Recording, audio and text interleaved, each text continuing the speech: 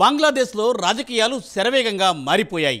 విద్యార్థుల ఆగ్రహానికి ప్రధానమంత్రి షేక్ హసీనా రాజీనామా చేసి హెలికాప్టర్లో సురక్షిత ప్రాంతానికి పారిపోయారు.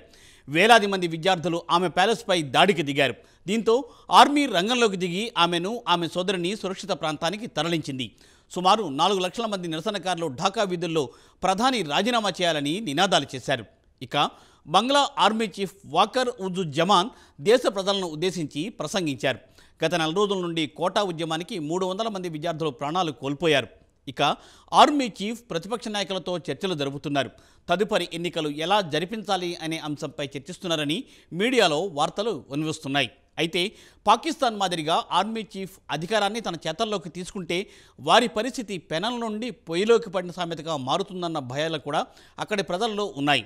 బంగ్లాదేశ్ కోటా ఉద్యమం గురించి మరింత సమాచారం తెలుసుకుందాం.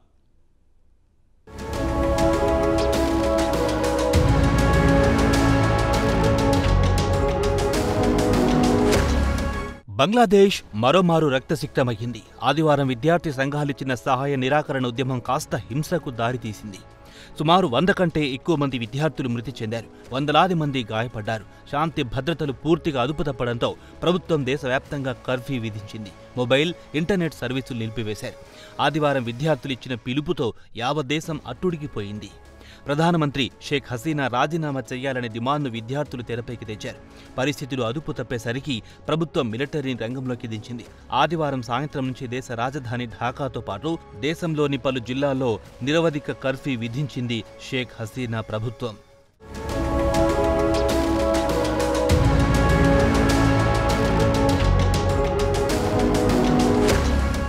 దేశవ్యాప్తంగా హింస పెచ్చరిల్లిపోవడంతో ప్రధానమంత్రి హసీనా నిరసనకారులపై మండిపడ్డారు. వీరంతా తన ప్రభుత్వాన్ని కూల్చడానికి కుట్ర పన్నుతున్నారని ఆగ్రహం వ్యక్తం చేశారు.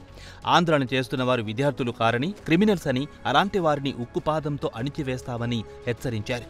ఇదిలా ఉండగా Bangladesh university of engineering and technology teaching staff కూడా రంగంలోకి దిగింది. వారు కూడా నిరసనలో పాల్గొన్నారు. ప్లకార్డులు ప్రదర్శిస్తూ తాము కూడా తమ విద్యార్థులకు మద్దతుగా నిలుస్తామన్నారు. ప్రభుత్వాలు అవాస్తవాలు వల్లవేస్తోందని, దానికి తగిన మూల్యం రేపు మాపో చెల్లించక తప్పదని విద్యార్థులు హెచ్చరించారు. అయితే నిరసన చేస్తున్న సుమారు 10,000 మందిని బంగ్లాదేశ్ పోలీసులు అరెస్ట్ చేశారు.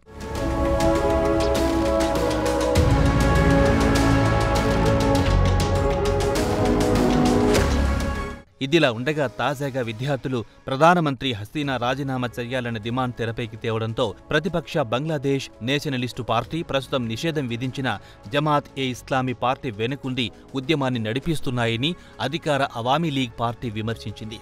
ఉద్యమాన్ని విద్యార్థుల చేతుల నుంచి రాజకీయ నాయకులు హైజాక్ చేశారని అవామీ లీగ్ ఆరోపిస్తోంది. దేశంలో శాంతి భద్రతలు పూర్తిగా అదుపు తప్పడంతో సోమవారం నుంచి బుధవారం వరకు స్కూళ్లు, కాలేజీలు, షాపులు, ప్రభుత్వ కార్యాలయాలను మూసివేయాలని ప్రభుత్వం ఆదేశాలు జారీ చేసింది. కోర్టులను నిరవధికంగా మూసివేయనున్నారు. అలాగే మొబైల్, ఇంటర్నెట్ సేవలు నిలిపివేశారు. దీంతో పాటు ఫేస్బుక్, మెసేజింగ్ యాప్లు, వాట్సాప్లు ప్రజలకు అందుబాటులో లేకుండా చేశారు.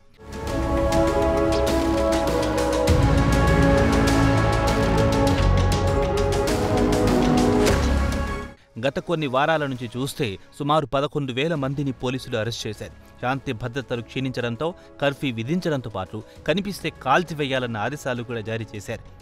ఆదివారం నాటి వీడియో ఫుటేజ్లో నిరసనకారులు ఢాకాలోని మెట్రోపాలిటన్ మెజిస్ట్రేట్ కోర్టు వద్ద జైలు వాహనాన్ని ధ్వంసం చేశారు. మరో వీడియోలో నిరసనకారులపై పోలీసులు బుల్లెట్లు, రబ్బర్ బుల్లెట్లు, టియర్ గ్యాస్ ప్రయోగించడం కనిపించింది.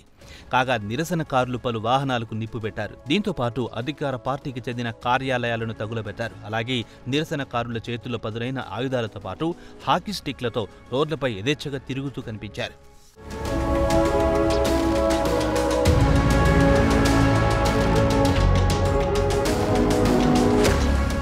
బంగ్లాదేశ్ టెలివిజన్ ఛానల్ సమాచారం ప్రకారం దేశంలోని సుమారు డజన్ జిల్లాలో హింసాత్మక ఘటనలు చోటు చేసుకున్నాయని తెలిపింది. వాటిలో చట్టోగ్రామ్, బోరుగా, మాగురా, రంగాపూర్, కిషోర్గంజ్, సిరాజ్గంజ్లని తెలిపింది. అయితే విద్యార్థుల ఉద్యమానికి ప్రతిపక్ష పార్టీలు మద్దతు తెలుపుతున్నాయి. ఇక రాజధాని ఢాకాకు ఉత్తరాన ఉన్న ప్రాంతంలో నిరసనకారులు జాతీయ రహదారులను దిగ్బంధం చేశారు. దీంతో పోలీసులు టియర్ గ్యాస్ ప్రయోగించారు. కాగా నిరసనకారులు ఆ ప్రాంతంలో ఉన్న ప్రభుత్వ కార్యాలయాలను ధ్వంసం చేశారు. అదే సమయంలో అధికార పార్టీకి చెందిన మద్దతుదారులు కూడా నిరసనకారులపై దాడులకు దిగారు. దీంతో ఇరు వర్గాలు యథేచ్ఛగా బాంబులు విసురుకోవడంతో పాటు తుపాకులతో కాల్పులు జరుపుకున్నారు. బుల్లెట్ గాయాలకు సుమారు 20 మంది గాయపడ్డారని పోలీస్ ఉన్నతాధికారులు తెలిపారు.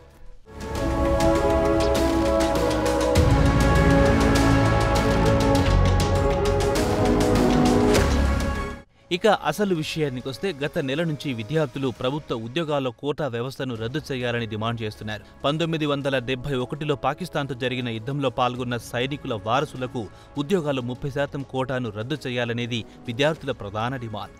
దీనివల్ల కష్టపడి చదివిన విద్యార్థులు నష్టపోతున్నారని విద్యార్థులు ఆవేదన వ్యక్తం చేస్తున్నారు. గత కొన్ని రోజుల నుంచి కొనసాగుతున్న కోటా ఉద్యమం కాస్త రణరంగమైంది.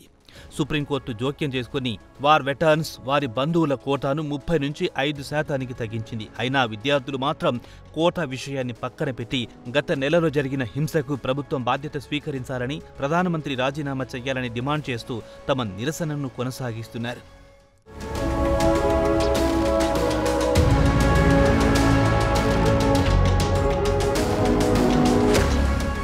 విద్యార్థుల ఉద్యమంతో ప్రభుత్వం కూడా కాస్త దిగొచ్చింది. ప్రభుత్వం ఇప్పటి వరకు వికలాంగులకు, ట్రాన్స్జెండర్స్ అలాగే మైనార్టీలకు ఉద్యోగాల్లో 26% కోటాను 2% కుదించింది. ఇక హసీనా ప్రభుత్వం మాత్రం ప్రతిపక్ష పార్టీలకు చెందిన విద్యార్థి సంఘాలను రెచ్చగొట్టి ఉద్యమాన్ని నడుపుతున్నాయని ఆరోపిస్తున్నారు. శనివారం నాడు షేక్ హసీనా విద్యార్థుల నాయకులతో చర్చలకు సిద్ధమయ్యారు. అయితే విద్యార్థి నాయకులు మాత్రం ఆమె రాజీనామా చేయాల్సిందేనని పట్టుబట్టి చర్చలు ముందుకు సాగలేదు. గత 15 సంవత్సరాల నుంచి బంగ్లాదేశ్ను ఏకఛత్రాధిపత్యంగా పాలించిన షేక్ హసీనా ప్రభుత్వం అతిపెద్ద గడ్డు పరిస్థితిని ఎదుర్కొంటున్నారు. ఈ ఏడాది జనవరిలో ఆమె 4వ ప్రధానమంత్రి అయ్యారు. అయితే జనవరిలో జరిగిన పోలింగ్లో ప్రధాన ప్రతిపక్షం పోటీ చేయకుండా దూరంగా ఉండడంతో ఆమె సులభంగా గెలిచారు.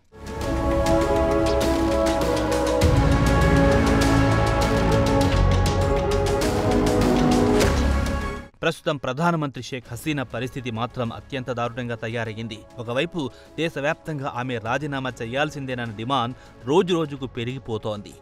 ప్రజల్లో కూడా తీవ్ర వ్యతిరేకత వ్యక్తమవుతోంది. మరి ఈ గడ్డు పరిస్థితి నుంచి ఆమె ఎలా బయటపడతారో రాబోయే కాలమే చెప్పాలి. Let's wait and watch.